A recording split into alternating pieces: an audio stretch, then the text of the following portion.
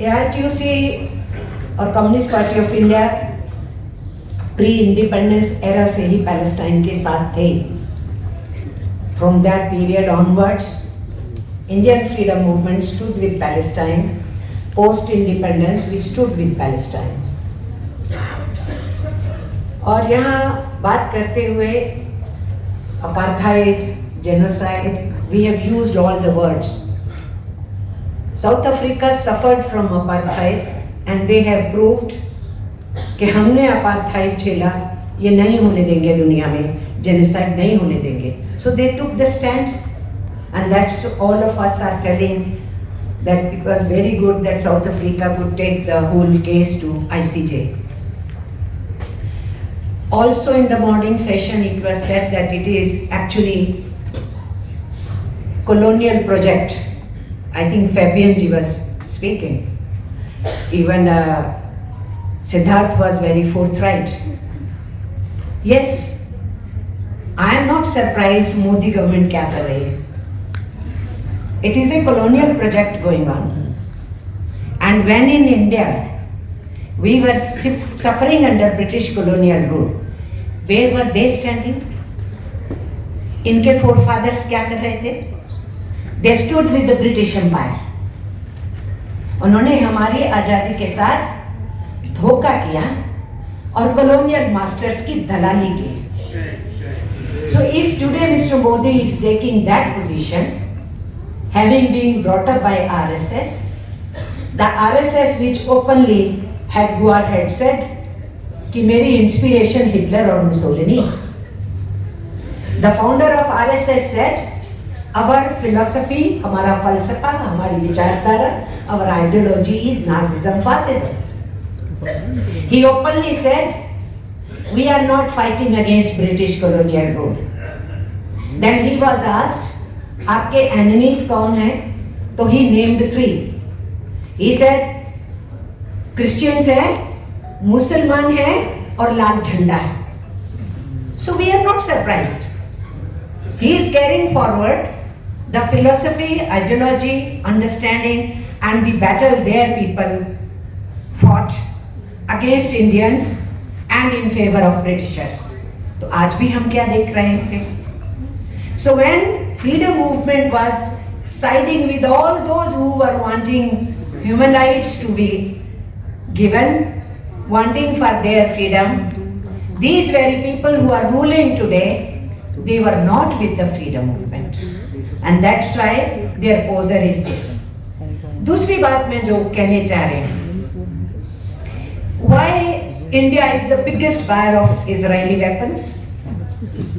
Why India today stands with, I'm not saying India, I go by what is written here, Indians for Palestine. So Indians are for peace, Indians are for liberation. I'm talking of Indian government. Indian government आज अगर Israel के साथ है, United States of America and Israel nexus is working, and Indian government nexus with that regime began with Vajpayee's.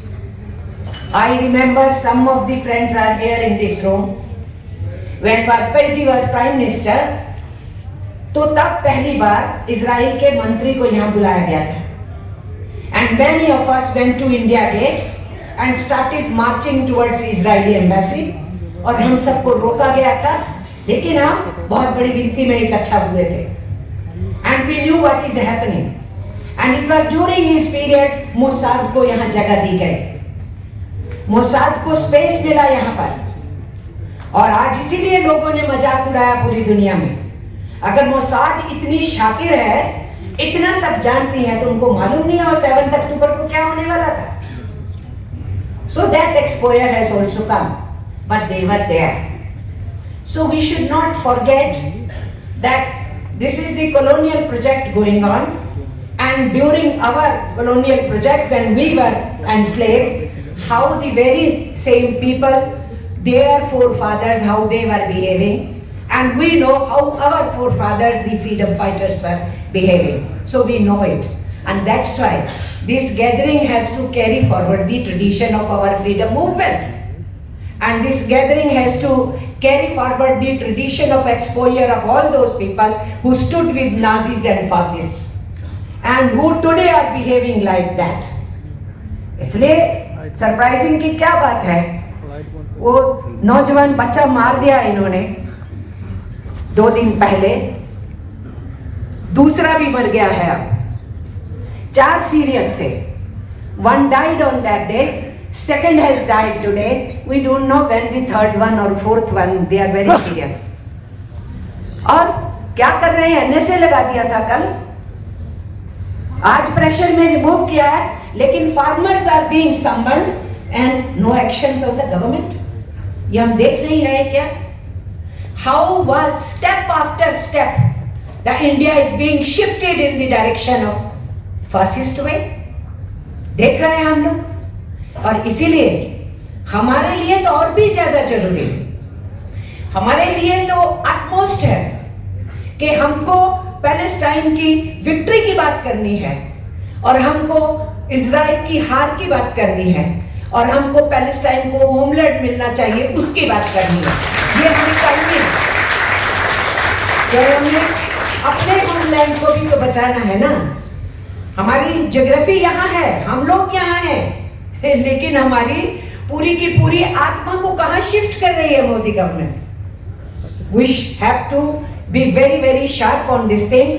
इसीलिए उस battle को हम अपने यहाँ की बैटल के रूप में भी देखते हैं. इसलिए हमें सख्ती से ये कहना पड़ेगा. हम लोगों ने ट्रेड यूनियंस की तरफ से तुरंत विरोध किया जब रिक्रूटमेंट के प्रोसेस की अनाउंसमेंट हुई.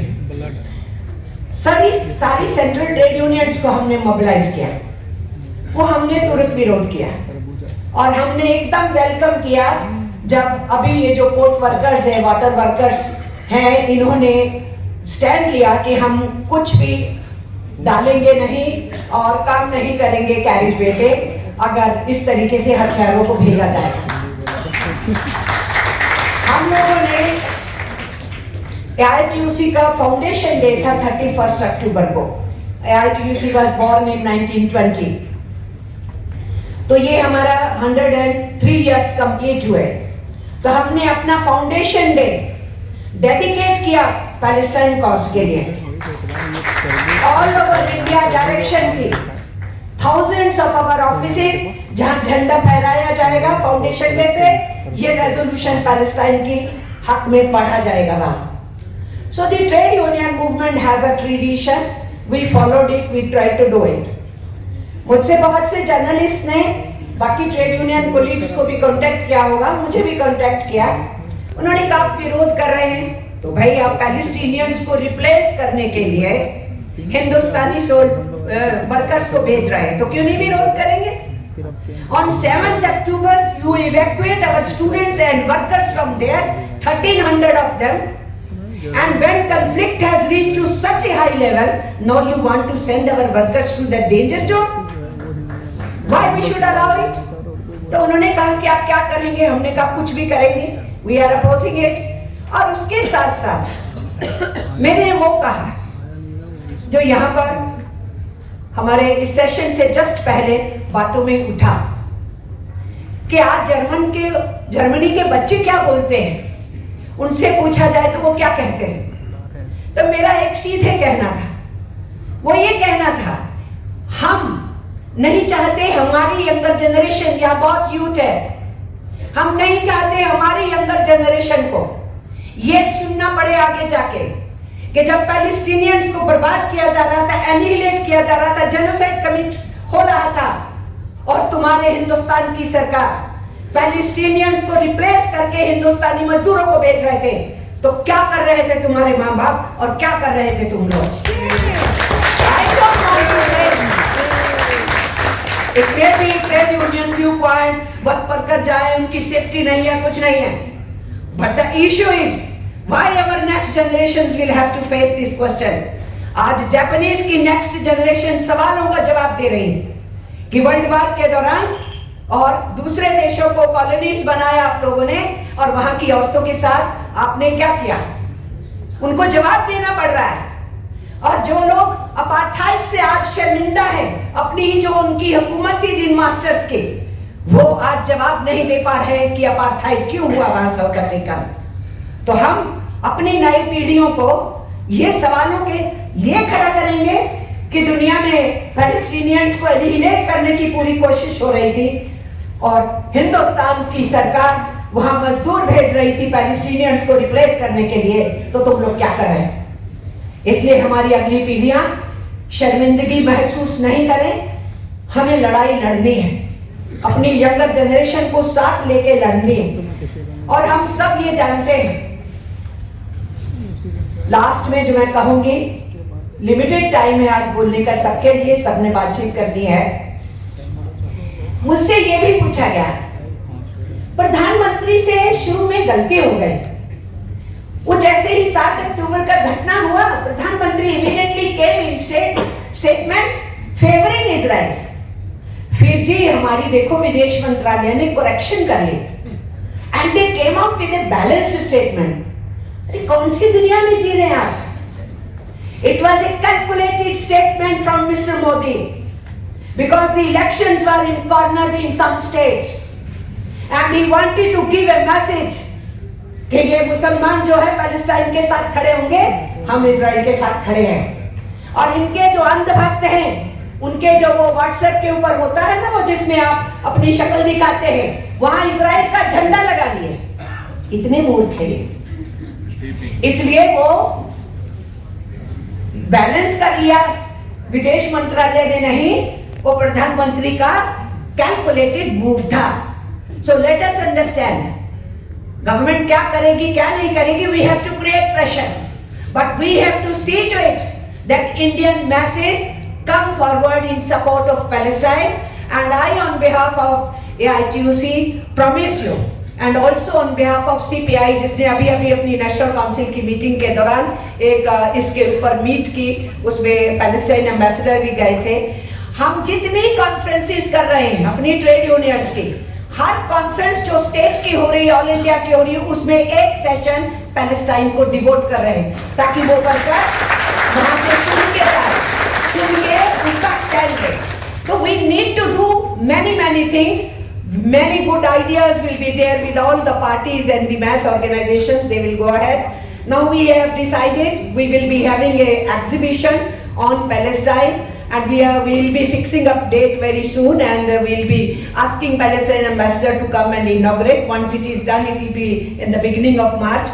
तो हमें कुछ भी through any means ये मैसेज सब जगह जाना चाहिए और हिंदुस्तान की सरकार को समझ में आनी चाहिए कि तुम जो कर रहे हो उससे हम अनभिज्ञ नहीं हैं। हम जानते हैं इतिहास तुमको माफ नहीं करेगा, और हम नहीं चाहते कि इतिहास हिंदुस्तानियों के ऊपर भारी पड़े, इसलिए हम तो लड़ेंगे। Indians for Palestine, yes we are for Palestine.